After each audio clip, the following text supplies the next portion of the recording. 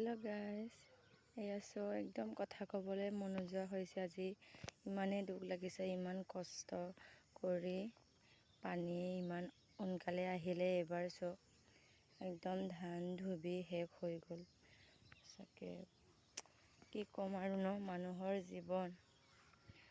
জীৱনটোৱে এনেকুৱা, কিবা এটা ভাবিলে কিবা এটা হৈ যায়।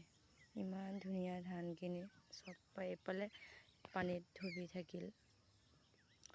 আজি কথা ক'বলৈ মন যোৱা নাই, তথাপিও স্মৃতিকে দুখবিলাক থাকিব বুলি এনেকুৱা দিনত এনেকৈ পানী আহি মোৰ ধানবিলাক ডুবিলে বুলি অকণমান কৰি দেখুৱালোঁ আপোনালোক।